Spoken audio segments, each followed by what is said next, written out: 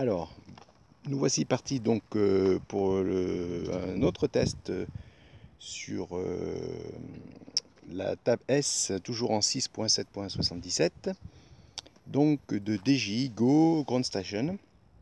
Donc aujourd'hui, on va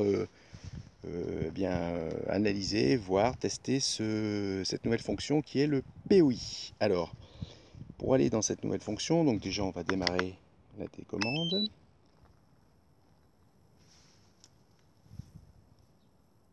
Voilà, on va attendre que l'appli donc se mette en route.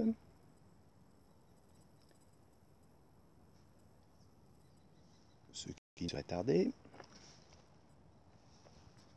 On démarre le drone. Donc c'est pas mon premier vol sur ce site, donc je ne recalibre pas le compas. Voilà, on entre en caméra, view.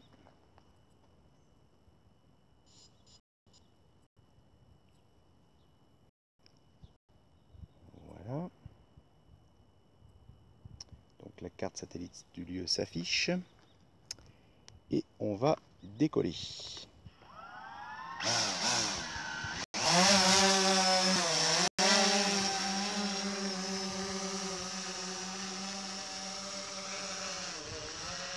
Voilà, c'est parti. Alors donc notre point d'intérêt, eh bien, il est devant nous. C'est cet arbre. On va prendre un peu d'altitude. Voilà. Alors on va décider que notre point d'intérêt c'est cet arbre. Donc si on se met sur la carte satellite, donc on voit les deux arbres. Alors on va agrandir un petit peu la zone de travail.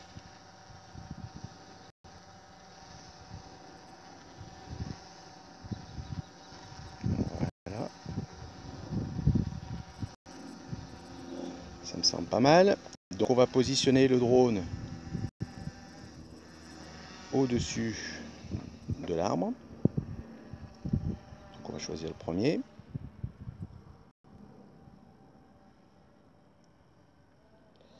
Alors pour que la position soit précise, oui, même si on grandit la carte, on n'aura jamais la précision de l'œil.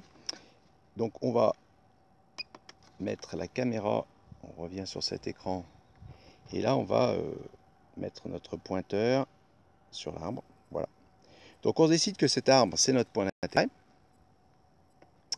On laisse le drone en stationnaire au-dessus. On va voilà, revenir sur la carte satellite. Alors on va passer en mode ground station en passant sur la fonction F. Voilà, et là on va choisir Point of Interest. Voilà, donc le drone est positionné, donc on va appliquer, vous allez voir apparaître un petit point violet, c'est le point d'intérêt, c'est mon arbre. Ensuite, avec, donc je suis en mode 2, hein, avec le stick droit, je vais me décaler sur la droite, ce qui va me déterminer, vous voyez, le rayon autour duquel je vais tourner, autour du point d'intérêt. Voilà, donc on va faire, voilà, on va prendre un rayon comme ceci. On va laisser donc le point blanc au centre. Et on a donc voilà un rayon de 57 mètres. Donc on va faire un gros tour autour.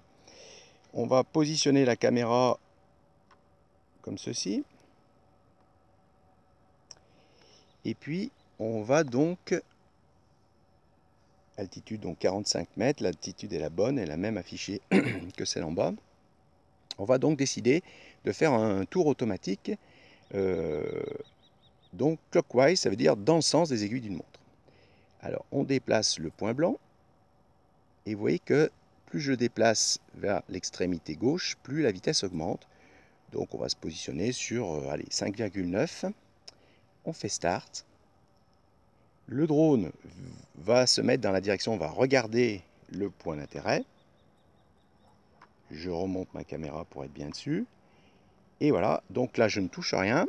Le drone donc va tourner autour d'un point d'intérêt. Alors, je peux, pendant qu'il tourne, le faire pivoter sur lui-même, faire une double rotation, rotation sur lui-même et rotation autour du point d'intérêt, par exemple. Donc, dans ce sens, et évidemment, dans l'autre. Là, on est dans toutes les directions. Hein. Voilà. Donc, je me replace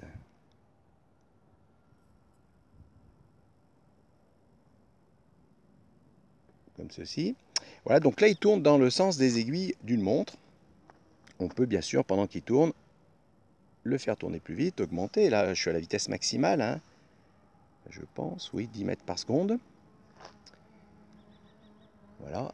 Et mon drone, donc, tourne autour de mon point d'intérêt à 10 mètres par seconde. Je reviens au milieu, au centre. Mon drone s'arrête. Évidemment, on peut faire la même chose de l'autre côté, dans le sens inverse aux aiguilles d'une montre. Et là aussi, faire varier évidemment la vitesse. Voilà, donc qui est maximum de 10 mètres par seconde. Ici, pas trop faire tourner vite parce que j'ai remarqué de temps en temps on voit les pieds de l'appareil. Voilà. Alors, si je reviens au centre, donc là il tourne dans le sens inverse des aiguilles d'une montre, si je reviens au centre, je peux aussi faire tourner le drone en mode manuel, c'est-à-dire en actionnant mon stick droit vers la gauche ou vers la droite. Donc on va laisser passer le cycliste. Donc si j'actionne mon stick vers la droite, on voit que le drone va tourner dans le sens inverse des aiguilles d'une montre. Là je suis en mode manuel. Si j'arrête, il s'arrête. Si je mets le stick vers la gauche, il tourne dans le sens des aiguilles d'une montre. Donc là je suis en mode manuel, c'est moi qui décide de le faire tourner sur la droite ou sur la gauche. On remarque qu'on est à 0,5 mètres par seconde. Alors là, la vitesse, c'est pas la bonne parce que, oui, en fait, il tourne. Si je pousse le stick à fond, il accélère. Donc il est selon la... Alors je regarde là, il vient vers moi. Oui, c'est ça. Donc là, en fait, c'est plus on pousse le stick vers la gauche, plus on le pousse vers la droite, plus la vitesse augmente. Mais vous voyez qu'on reste sur l'écran à 0,5. Donc ça, c'est un petit bug parce qu'on voit pas en fait la vitesse à laquelle on est. Et si on se met sur la droite, c'est pareil. Là, je suis à droite à fond. Donc le drone tourne assez vite quand même. Hein, vous voyez qu'il tourne assez vite. Et je reste à 0,5 mètres par seconde. Donc là, il y a un petit bug. Mais mineur. Hein. Voilà pour ce test du POI. Vous voyez que c'est assez simple d'utilisation. Alors, lorsque l'on veut sortir de ce mode, on fait Exit this mode, on confirme. Et voilà, on revient donc sur nos fonctions. Et lorsqu'on veut sortir carrément du mode Ground Station, on revient sur P. Voilà. Et donc là, je suis en Safe to Fly et je peux évidemment reprendre le contrôle de mon drone normalement sans utiliser la Ground Station. Voilà pour ce test. À bientôt.